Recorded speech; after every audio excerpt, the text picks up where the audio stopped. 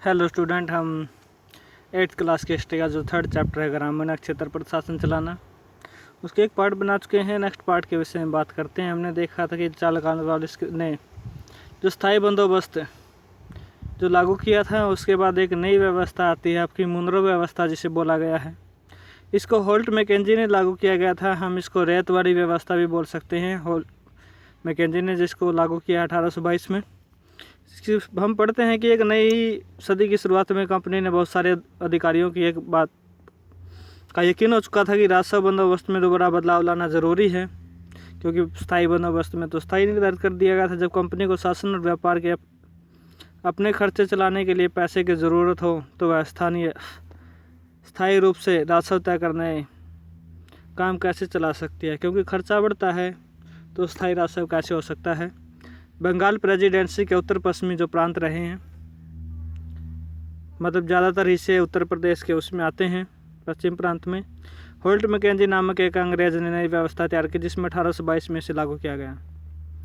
और मैकेंजी को विश्वास था कि उत्तर भारतीय सीमा में गांव में महत्वपूर्ण सामाजिक संस्था और उसके बचाए रखना चाहिए। इसके आदेशों का कलेक्टर ने गांव-गांव का दौरा किया और ज़मीन की जांच की मतलब कौन सी ज़मीन अधिक पैदावार है, कौन सी निम्न है। खेतों को मापना आरंभ किया और विभिन्न समूहों के रीति रिवाजों को दर्ज किया। गांव के एक खेत में अनुमानित राशों को जोड़कर हर गांव या ग्राम समूह, जिसे महल या महलवाड़ी जो व्यवस्था होगी, से वसूल होने वाले राजस्व का हिसाब लगाया जाता था। इस राजस्व को स्थायी रूप से तय नहीं किया जाता था, बल्कि उसमें क्या है, संशोधन किया जा सकता है, मतलब बढ़ाया जा सकता है। उसकी गुंजाइश इसमें रही है। गांव के मुखिया को इसमें सौंपा गया है जमींदार की बजाय, और इस व्यवस्था को महलवाड़ी व्यवस्था कहा गया है। होल्ट मैकेंजी के द्वारा गांव में जो लागू की गई है व्यवस्था, इसे होल्ट मैकेंजी ने लागू किया है, इसको हम महलवाड़ी व्यवस्था बोलते हैं। आगे हम बात करते हैं मुनरो व्यवस्था। ब्रिटिश नियंत्रण वाले होल्ट मैकेंजी ने उसको लागू किया था, ये मुनरो ने लागू की है। रेतवाड़ी व्यवस्था। ब्रिटिश नियंत्रण वाले दक्षिण भारतीय इलाकों में स्थायी बंदोबस्त की जगह नई व्यवस्था, मतलब वहाँ पे जो स्थायी बंदोबस्त थी उसकी जगह नई व्यवस्था लागू की गई और इसे रेत या रेतवाड़ी नाम दिया गया। कैप्टन अलेक्जेंडर रीड ने टीपू सुल्तान के साथ चले युद्धों के बाद कंपनी द्वारा कब्जे में लिए गए कुछ इलाकों में इस व्यवस्था को आजमाकर पहले देखा था और वहाँ उससे जो क्या है अच्छे परिणाम मिले थे। थॉमस मुनरो ने इस व्यवस्था को विकसित किया और धीरे धीरे पूरे दक्षिण भारत पर यह व्यवस्था लागू की। उसी व्यवस्था को थॉमस मुनरो ने आगे बढ़ाया है।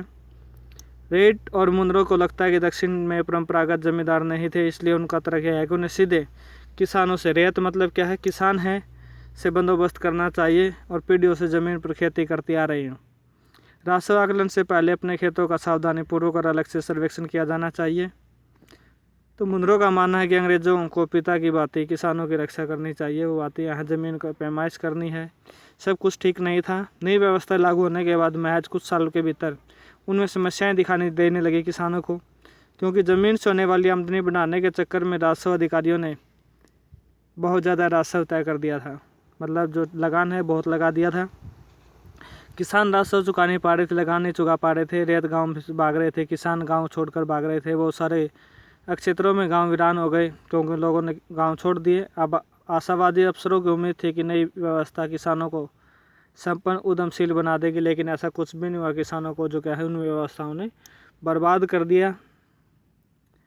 यूरोप के लिए फसलें हैं जो उपजाई गई किसानों से, उनके विषय में बात करते हैं। राजस्व अंग्रेज़ों ने यह भी महसूस किया कि ग्रामीण इलाके न केवल राजस्व प्रदान करते हैं बल्कि यूरोप में ज़रूरतों के हिसाब से फसलों को भी पैदावार कर सकते हैं। 18वीं सदी में आखिर तक कंपनी ने अफीम और नील की खेती पर जोर दिया। भारत से अफीम और नील की कृषि वो करवाई जाने लगी और इसके बाद 150 साल तक अंग्रेज देश के विभिन्न भागों में किसी न किसी फसल के लिए किसानों को मजबूर करते रहे। बंगाल में पटसन है, आज भी भारत में बंगाल में पटसन, पश्चिम बंगाल की बात करते हैं पटसन ज़्यादा है। असम में चाय है, आज भी है। संयुक्त प्रांत जिसे वर्तमान उत्तर प्रदेश कहते हैं, गन्ना है, वहाँ पे सबसे ज़्यादा है। पंजाब में गेहूँ है। महाराष्ट्र और पंजाब में कपास है। हम बात करते हैं गुजरात में और महाराष्ट्र में आज यह रही है कपास। मद्रास में चावल है। चेन्नई की बात आती है वहाँ पे। और यह कैसे किया, इससे अंग्रेजों को ज़रूरत के लिए खेती को फैलाने के लिए कई तरीके अपनाए। इसमें तरह के फसल उत्पादन की ऐसी पत्तियों के यहाँ भी बात की गई है। यहाँ पे आपको एक छाप पर दिखाया गया है भारतीय नील का, और दूसरा है मॉरिशस कॉटन जो यहाँ दिखाया गया है इंग्लैंड का। तो ये जो भारतीय नील है और ये जो क्या है मॉरिशस कॉटन जो छापा है यहाँ पे वो चीज़ें दिखाई गई नील के तौर पे। क्या रंग का भी कोई इतिहास है? सूती कपड़ों छापे 2 तस्वीरें दिखाई गई है। तस्वीर में भारत में आंध्र प्रदेश में बनकरों द्वारा बनाई गई कलाकारी छापे दिखाई दे रही है, आंध्र प्रदेश में बनी है ये। और दूसरी तरफ ब्रिटेन के जो कवि कलाकार विलियम मॉरिस द्वारा बनाया गया है, मॉरिस द्वारा बनाया गया जो फूल छापे हैं, दोनों में एक बात समान है, दोनों में गहरे रंग का इस्तेमाल किया गया है, लेकिन ये भारतीय गहरा रंग है। इसे आमतौर पर नील कहा गया है। यह क्या आप जानते हैं कि यह पैदा कैसे हुआ? छापे में आपको नीला रंग दिखाई दे रहा है, नील नाम के पौधे से निकाला गया है। और काफ़ी संभावना है कि इस बात की संभावना है कि 19वीं सदी में ब्रिटेन में मॉरिशस छापों का इस्तेमाल किया गया नील भारत में उगने वाले नील के पौधे से तैयार किया गया होगा, और उस समय भारत दुनिया में नील का सबसे बड़ा स्रोत रहा है। उन्होंने कहा कि भारतीय नील से ही वो नील जो तैयार किया गया है पौधे से। भारतीय नील की मांग क्यों थी? हम बात करते हैं नील का पौधा मुख्य रूप से उष्णकटिबंधीय इलाकों में है, जहाँ जो क्या है ये आपको पता है गर्मी ज़्यादा होती है। और 13वीं सदी तक इटली, फ्रांस और ब्रिटेन से कपड़ा उत्पादक कपड़े की रंगाई के लिए भारतीय नील का इस्तेमाल करते थे। यूरोप के देशों में इटली, फ्रांस और ब्रिटेन में उस समय भारत नील का बहुत थोड़ी मात्रा में ही यूरोप के बाज़ारों में पहुँच थी।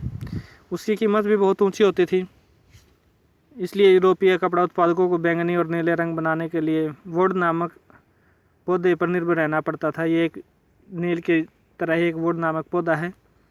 वुड पौधा शीतोष्ण, जहाँ पे ना गर्मी और ना ज़्यादा सर्दी होती है, क्षेत्र में उगता था, इसलिए यूरोप में आसानी से मिल जाता था। उत्तरी इटली, दक्षिणी फ्रांस व जर्मनी और ब्रिटेन के कई हिस्सों में यह पौधा उगता था। नील के साथ है प्रतिस्पर्धा से परेशान यूरोप में वुड उत्पादकों ने अपनी सरकारों पर दबाव डाला कि नील के आयात पर पाबंदी लगाई जाए, कि भारतीय नील नहीं आना चाहिए। अगर भारतीय नील आता है तो हमारा जो क्या है नील है वो नहीं बिक पाएगा। इस वजह से प्रतिबंध लगाया गया, मगर कपड़े को रंगने वाले नील को ही पसंद करते थे। और नील के बहुत सारे चमकदार नीला रंग मिलता है, जबकि वुड से मिलने वाला रंग है बेजान और फीका होता है, जो वहाँ दिखाया गया था उस चित्रकारी में हमने देखा था। 17वीं शताब्दी में आते आते यूरोपीय कपड़ा उत्पादों में नील के आयात पर पाबंदी ढील देने के लिए अपनी सरकारों को राजी कर लिया। और कैरेबियाई द्वीप समूह, सेंट डोमिंगो में, फ्रांसीसी, ब्राज़ील में, पुर्तगाल, जमैका में, ब्रिटिश और वेनेजुएला में स्पेनिश लोग नील की खेती करने लगे। और उत्तरी अमेरिका में वो सारे भागों में नील के बागान लगाए गए। भारतीय नील जो पौधा वहाँ ले जाया गया वो बातें यहाँ हैं। और 18वीं सदी के आखिर तक भारतीय नील की मांग और बढ़ गई। ब्रिटेन में औद्योगिकरण का युग शुरू हो गया, कपास उत्पादन में इजाफा हुआ यहाँ पे, और कपड़ों को रंगाई के लिए मांग और तेजी हो जाती है। तो जब नील की मांग बढ़ी, उसी दौरान वेस्ट इंडीज, अमेरिका में मिलने वाले आपूर्ति अनेक कारणों से बंद हो जाती है। 1783 और 1789 के बीच दुनिया में नील का उत्पादन आधा रह जाता है, और ब्रिटेन में रंगराज अब नील की उपरतों के लिए बेचैनी से किसी और स्रोत की तलाश कर रहे थे। तो वो बातें यहाँ दी गई हैं। हमने देखा भारत में ब्रिटेन की बढ़ती दिलचस्पी है। ब्रिटेन भारत में दिलचस्पी दिखाने लगा है अब यहाँ पे, उसके विषय में हम पढ़ेंगे। तब तक धन्यवाद आपका।